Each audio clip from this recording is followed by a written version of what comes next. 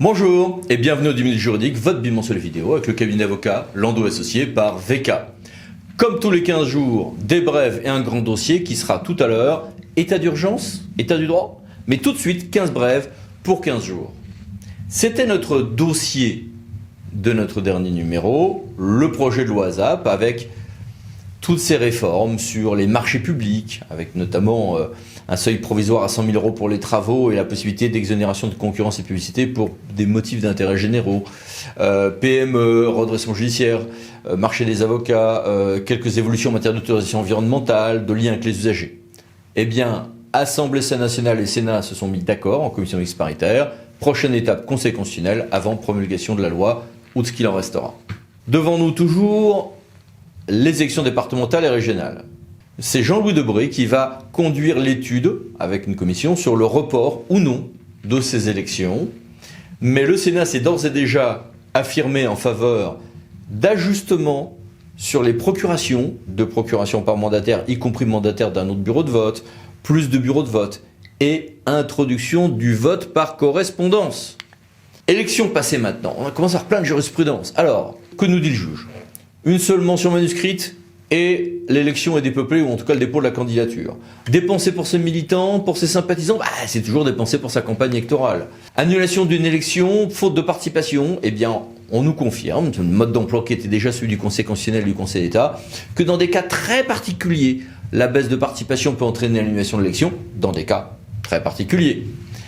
Un don aux écoles de la commune que l'on va médiatiser est-il en soi un don prohibé, justifiant en retour une vive polémique électorale juste avant les élections? Non, nous dit le théâtre de Grenoble.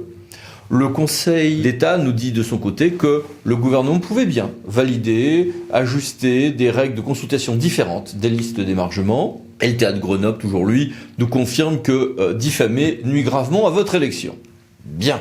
Est-ce que maintenant, en matière de majorité et d'opposition, une fois qu'on est élu, on peut tout faire dans le bulletin municipal?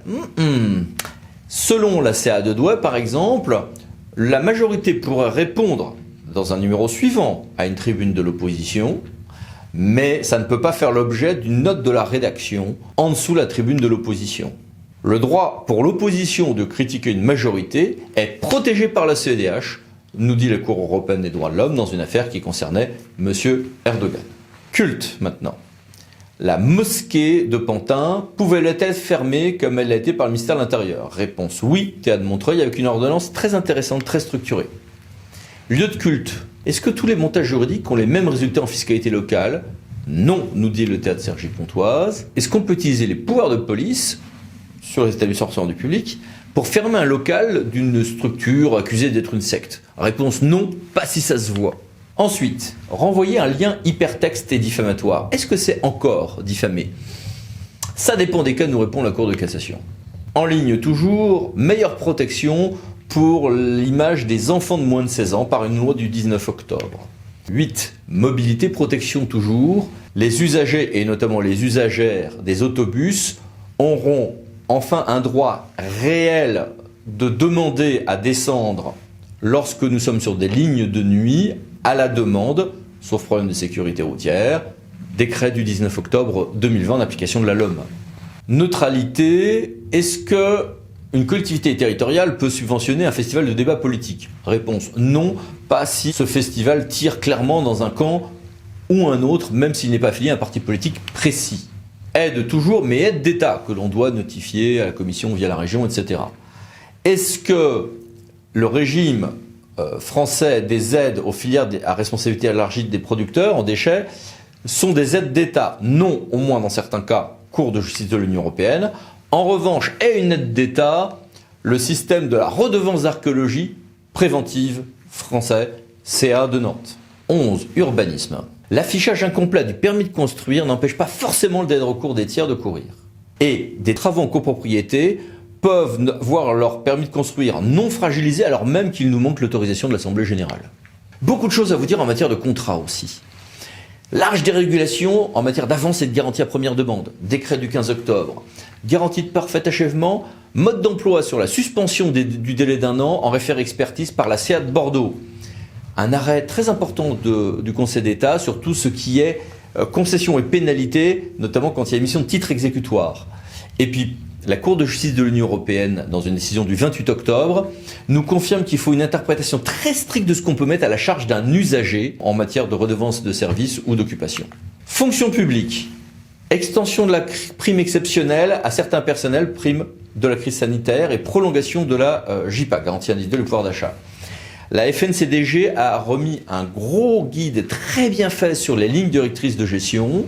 Un décret a fixé, le 23 octobre, les modalités de versement de l'indemnité de fin de contrat et petite prolongation de l'expérimentation de la médiation en matière de litige dans la fonction publique.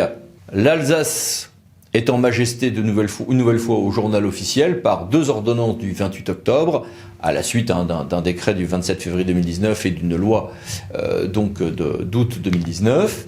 Et puis le TA de Nantes a admis, avec Cardiès, qu'on puisse donner des avantages en nature aux élus, même sans texte, mais à de strictes conditions fixées par une décision du tribunal administratif de Nantes. Mais maintenant, abordons le moment qui nous concerne tous avec une grande acuité. État d'urgence, quel est l'état du droit? Exceptionnellement, pas d'interview aujourd'hui, juste un dossier pour couvrir ces différents textes qui ont commencé par le retour de l'état d'urgence sanitaire pour 1 mois par un décret du 14 octobre.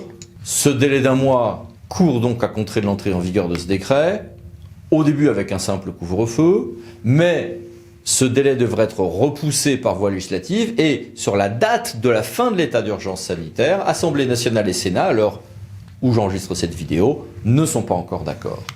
Et puis, on est retourné à un quasi-confinement aménagé par le décret du 29 octobre 2020.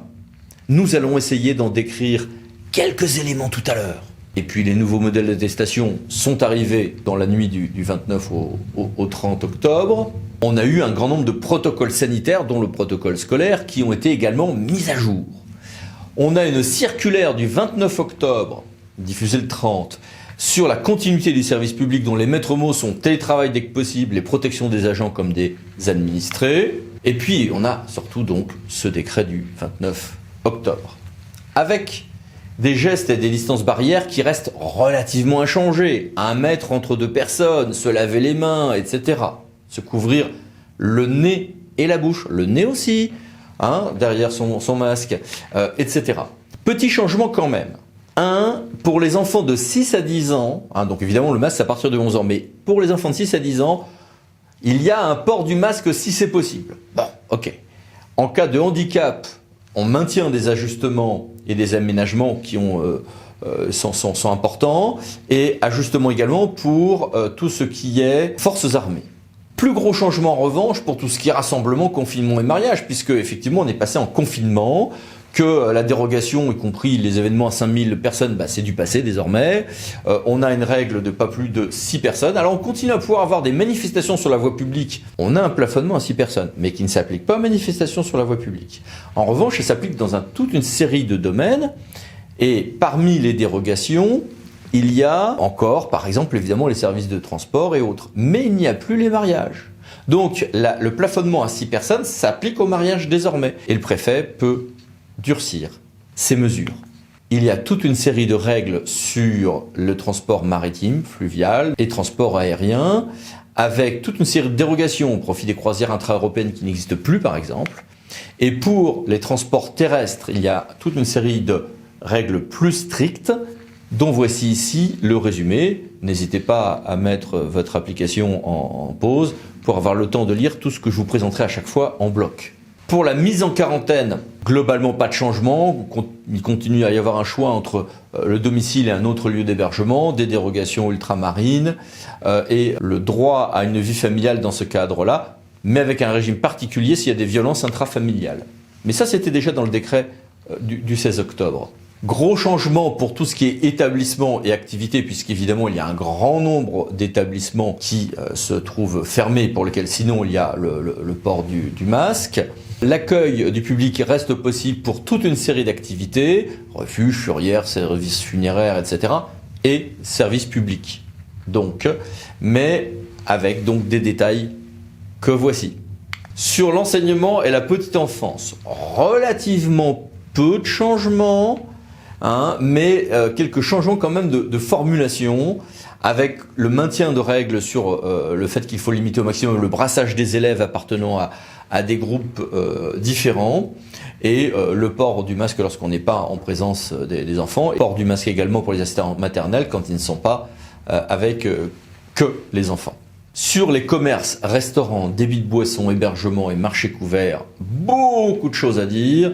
On y passerait la journée. J'ai mis beaucoup de choses en ligne, VK aussi. Je vous renvoie sur ce qui a été fait à cette occasion. Sur le sport, on maintient la fermeture des établissements de type X et PA, donc plein air, établissement sportif couvert, et les dérogations continuent à exister pour les activités sportives de haut niveau, les groupes scolaires, etc., avec le maintien dans ce cas d'une distanciation physique de 2 mètres. On maintient la fermeture au public des hippodromes, sauf pour l'organisation des courses, et la fermeture des salles de danse. On maintient l'utilisation de ces infrastructures sportives, le cas échéant, pour recevoir des réunions des organes délibérants locaux.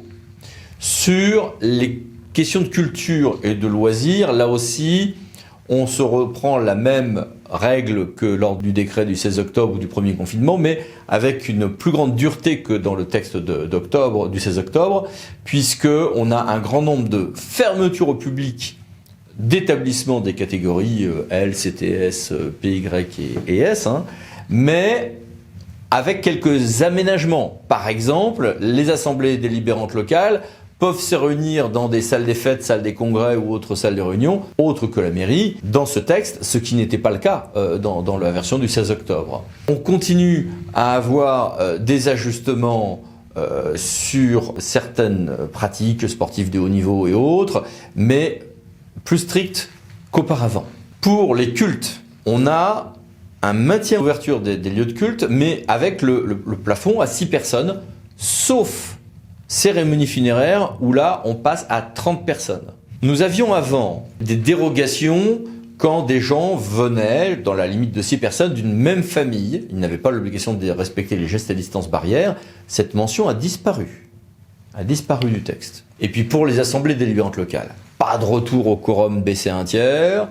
Le régime dérogatoire en matière de visioconférence est fini et celui lourd de l'intercommunalité se met en place au 1er novembre. Mais sur tous ces points, des projets de loi et des futures ordonnances vont régler les choses et probablement nous ramener à un régime proche de ce que nous avions dans le premier confinement. Probablement. Et puis par ailleurs, la France a connu plusieurs attentats depuis l'épouvantable assassinat de M. Samuel Paty. Et se pose la question de savoir si nous n'irions pas, en raison des attentats coordonnés, vers des mesures plus strictes également sur les questions purement sécuritaires, voire même un état d'urgence en sus de l'état d'urgence sanitaire. C'est une question qui se pose et qui sera tranchée dans les jours qui viennent, semble-t-il. C'est sur ces notes peu réjouissantes que je nous souhaite à tous bon courage pour tenir le coup, pour remonter la pente ensemble. Merci, à bientôt pour les 10 minutes juridiques, par Lando Associés pour VK. Pensez à vous abonner juste après. À dans 15 jours. Merci, au revoir.